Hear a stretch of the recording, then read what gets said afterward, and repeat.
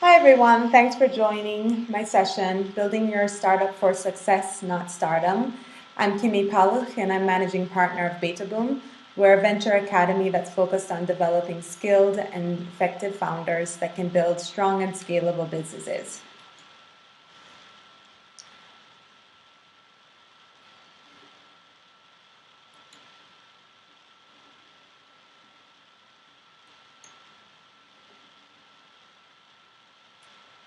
So you've probably seen a lot of covers such as these with entrepreneurs being featured. And media has somewhat skewed what entrepreneurs should care about because they're often chasing this kind of coverage. Many are seeking out vanity metrics and superficial metrics of success that can lead to things like high valuations, awards, and coverage. But the reality is building strong businesses and building businesses that last beyond these covers and the time that they're being featured takes a lot more work than this. So take, for example, the story of Beyond the Rack. So Beyond the Rack was a company that was launched, a startup in 2009. It was an online shopping club where people were privy to private deals, discount flash sales that would be sent to them if they were in the club.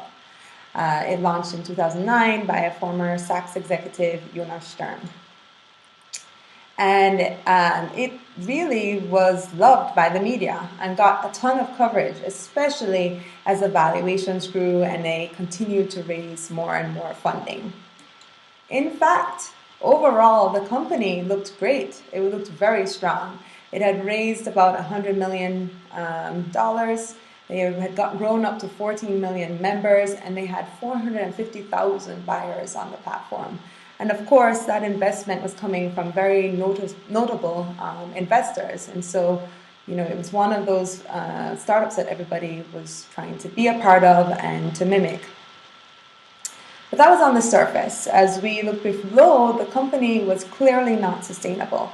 It was burning cash on lots and lots of marketing campaigns, and we see this being repeated over and over today. But it was struggling to turn a profit. All of that growth was being fueled by losses and excessive spend on marketing, to the point that in 2016 they had to file for creditor protection and had burned all their cash down to less than $1 million. The key lesson to learn here is building a resilient company takes a lot more work, and building one that goes beyond these vanity metrics and beyond, claims to fame is not going out of style. If we look at the average length of what's happening between market expansions and then when we see bearish markets, the average is about 4.7 years. And when the bear markets come, we see weaker companies, and this is a broad generalization, but a lot of the companies that have been inflated and not sustainable end up not making it through those times. And as we look largely at, what's happening with startups, the percentage of startups that fail after 4 years is over 50%. So there's a lot to be said for being able to stick it out and go past those times. And I'm sure many of you have seen these surveys from CB Insights that have covered, where are these failures coming from? And if you look at this, the top two is really no market need, which is something that would basically cause them to not be able to reach that sustainable length, running out of cash, and not the right team. And a lot of that part is actually founders breaking up. So the thing is that building a successful startup is actually not meant to be glamorous, and it is really hard. And the other key thing that I think founders need to know is there's not a single path to getting to that success. I love the story of Epic Systems, founded by Judith Faulkner. They're based in Verona, Wisconsin. And this company, as I mentioned, founded in 1979, with only $70,000 of investment, has grown to a $2.5 billion plus business with over 10,000 employees. And a lot of what they stand for is that glamorous view of what a startup has been claimed to be now. They claim that they have built a company that is not only for the founder, but it's employee owned, it's developers led. They have not acquired any external software, and they continue to push profits back into the company to continue to innovate. And that has not only led to the revenue success that they've seen, but as you've seen, their software suite is one of the number one healthcare systems out there. I love this quote from Jeff Bezos because I think this is the skewing that we see. Really, he said all overnight success takes about 10 years. And if you even look at Amazon, Amazon was never a sure thing. It took a lot of work. He mentions grit, experimentation, and salesmanship. So I want to drill into each of those things and talk about what are the things that really set apart. Certainly there are characteristics of perseverance and grit, but there is also a formula to be applied to this in order to make sure that you're building a business that can be sustained. So at the earliest stages, what we like to talk about is focusing on the 3x3. And what I mean by that is at the first step of this, there are 3 key goals for early stage startups to be focusing on in order to reach success. These 3 things, I think, really help companies not exhaust their runway and also put them on that right trajectory. So number 1, find strong product market fit. So product market fit is that it's often said to be ethereal, but really it is at the point where you are selling a product to people that love it so much that they're referring other people and you're getting more business without having to do excessive effort or spend. And that profitability kind of builds on itself. The second thing is, and it's kind of a part of product market fit, is finding at least one viable marketing channel. And within that, having the right messaging. And then the third, which kind of underlies these things, is get to profitability. If revenue is your North Star and that you are really trying to build a sustainable company from the get-go, it will take you so much further. And I put and or because it's when you get to some companies need early investment. Many of them do find investment to scale as well. And we'll talk about that toward the end. There's also not one path on that end as well. So the other 3 for the 3x3, it's kind of within these ones. Within each of those 3 focus areas, efficient execution is critical. And there are 3 things we like to focus on here that are basically building around constant rigor in order to help move teams forward. So the first is putting in place practices and frameworks. The second is having systems to allow for measurement and automation. And then lastly is team development and engagement. And so for the rest of this time, I'm going to drill into each of these 3 areas because these are the areas that often get glossed over. They're the unglamorous things, but they're the ways that founders can become so efficient to make sure that they're constantly rowing in the right direction and not expending unnecessary energy. So firstly, practices and frameworks. And this is about being consistent, having consistently and predictable measures of moving toward product market fit. So this one has been said in thousands of different ways, but fundamentally is at the core of every business that has been able to be successful, having an obsessive focus on the ideal customer. When we think about product market fit, it's really, having the right customer and a product that really fulfills the needs that they have or wants. And then obviously there's a marketing component about this, about actually being able to reach them and message them properly, which we'll get into as well. But if you looked at the stats that we had mentioned before, 42% of startups failed because there wasn't a market for their offering. So having that excessive focus really can make the difference between having a product that never finds its market or finding one. So before you can have that, it really starts with having a strong definition of who that target customer is. The goal is to define them so tightly that you know them through and through. I often say, even to the point of stalking, you want to have defined the group that will love your product and buy and use your product.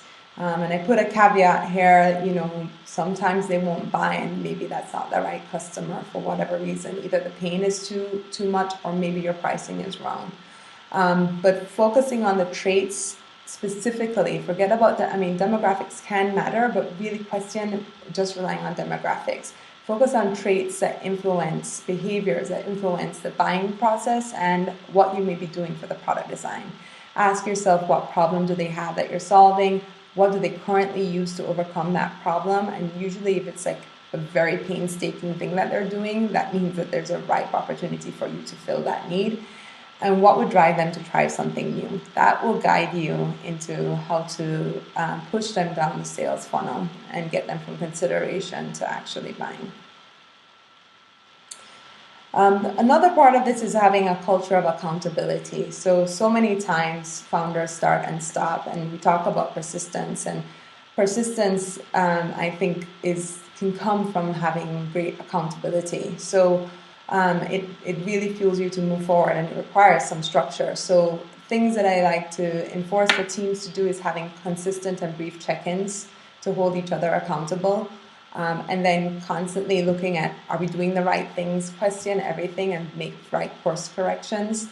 And then communication, obviously, talking about the times you failed and won and what's working and what isn't, and being honest with yourselves there. And a system for tracking that progress, which we're going to get into systems. It's very important in terms of execution.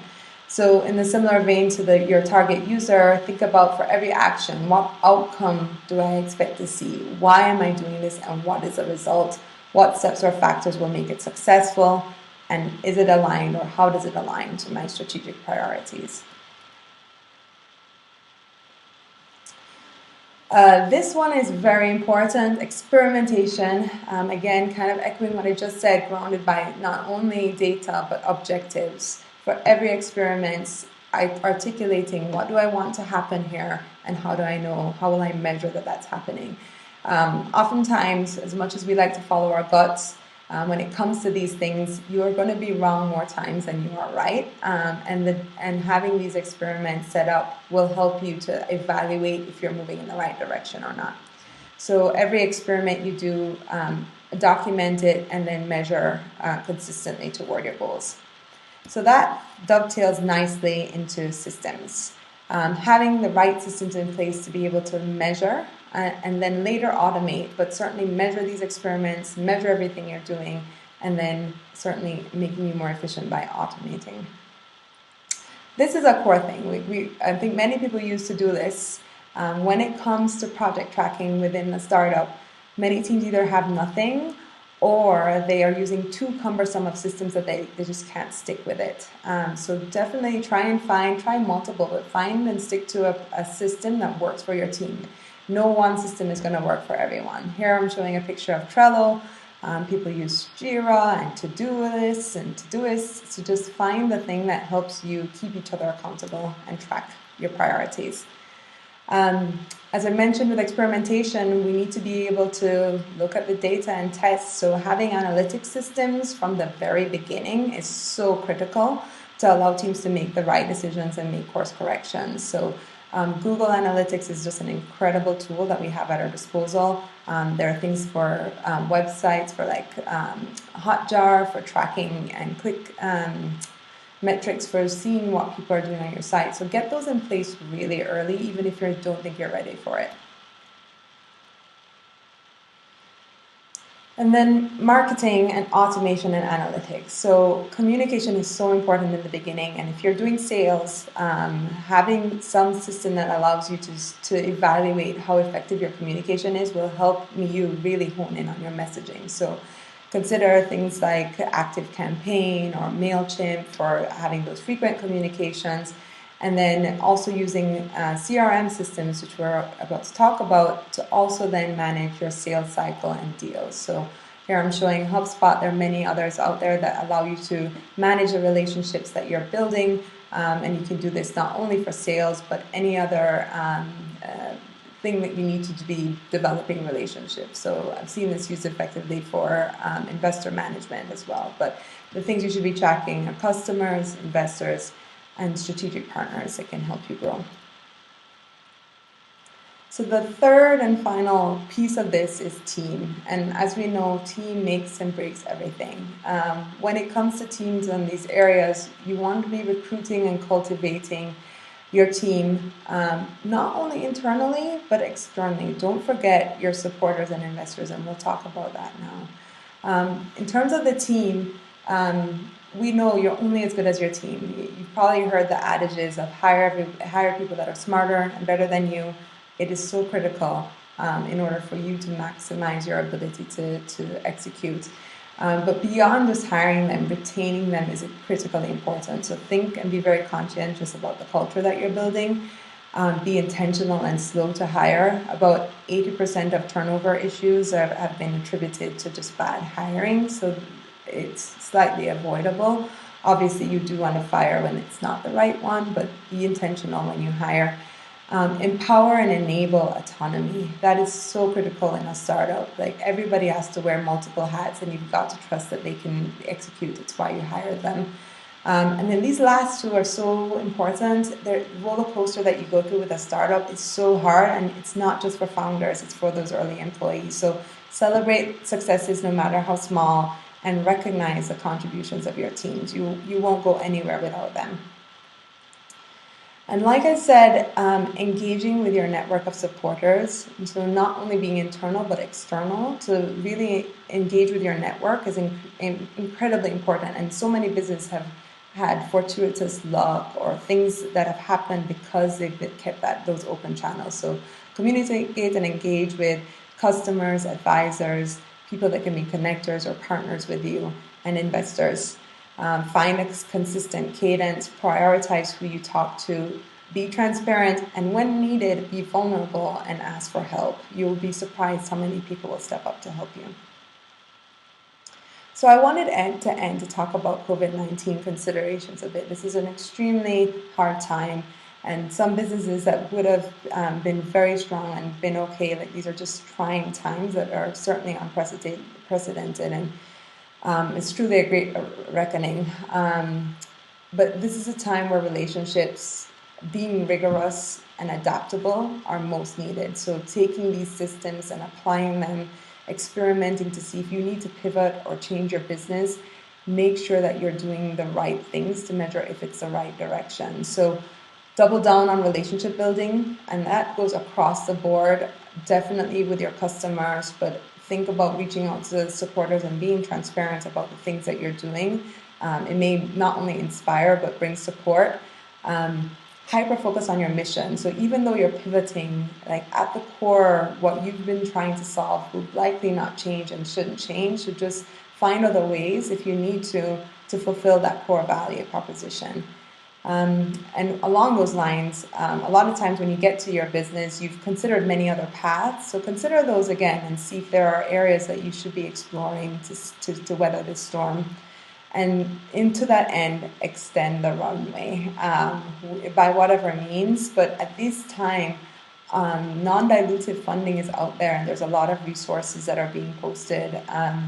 So definitely seek those out and find ways to continue to go and optimize and expand revenue sources. I've heard that this is not really the time to be selling hard, and I completely agree, but there is a lot of opportunity in this turn.